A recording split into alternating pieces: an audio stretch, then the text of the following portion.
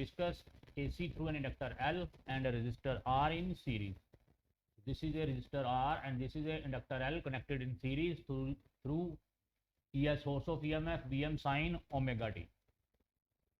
So consider a pure inductor of inductance capital L and a resistor R is connected across an EMF V is equal to Vm sin omega t in series.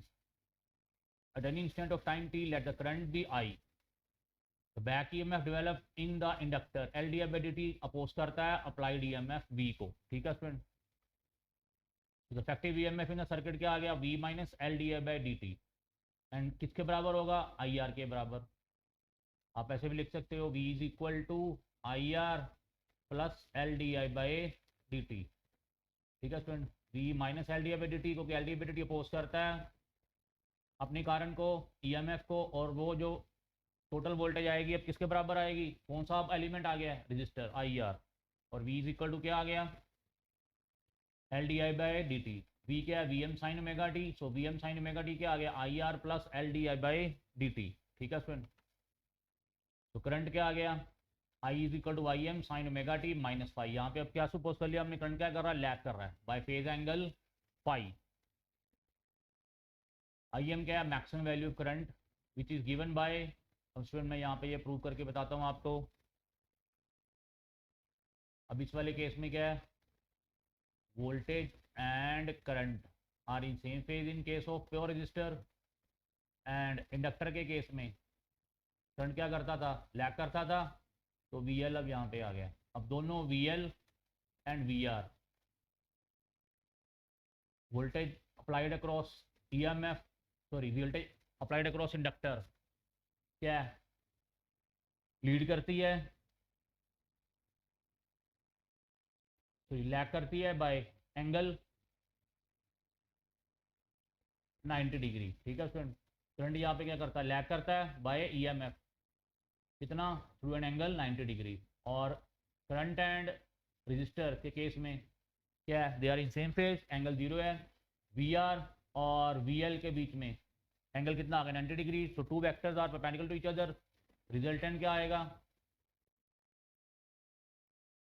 VR square plus VL square. VR क्या है student? IR. VL क्या है? IXL. I square बाहर निकाल लीजिए. I R square plus XL square. यहाँ पे IM आना है क्योंकि मैक्सिमम EMF और मैक्सिमम करंट ले रहे हैं. VM over IM. ये स्टूडेंट इम्पीडेंस आ गया ऑफर्ड बाय LR सर्किट. तो क्या आ गया? R square plus XL square. XL की वैल्यू पुट करनी है, कर लीजिए. XL क्या है? L omega. तो ये आ गया impedance offered by the LR circuit. ठीक है स्टूडेंट. डेरिवेशन मैंने आपको प्रूव कर दी है. तो क्या आ गया? IM is equal to VM over ये क्या आ गया? R square plus XL square. ठीक है स्टूडेंट. और इम्पीडेंस क्या आ गया? VM ओवर IM मतलब R square plus XL. R square plus XL square. XL की वैल्यू पुट करनी है L ओमेगा, कर लीजिए. The current in the circuit is lagging behind EMF by phase angle कितना है? फाई. tan फाई क्या होगा? अब यहाँ पे tan फाई स्टूडेंट क्या होगा? परपेंडिकुलर क्या था? VL बेस क्या है? VR. VL क्या है? IXL. VR क्या था? IR. ये रिलेशन है ना स्टूडेंट आपका. ये बेस है VR और ये क्या है? परपेंडिकुलर. और ये रिजल्टेंट आ गया VM. और ये क्या आ गया?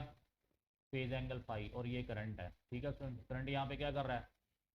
लैग कर रहा है बाय फेज एंगल फाई. ठीक है स्टूडेंट. आइए कैंसिल हो गए और ये क्या आ गया? tan phi. XL over R. XL की वैल्यू पुट करनी है, कर लीजिए L ओमेगा ओवर R.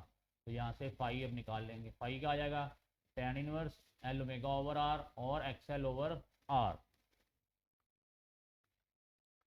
तो ये आपकी ग्राफ आ गया. करंट यहाँ पे क्या कर रहा है? लैग कर रहा है बाय फेज एंगल कितना? फाई.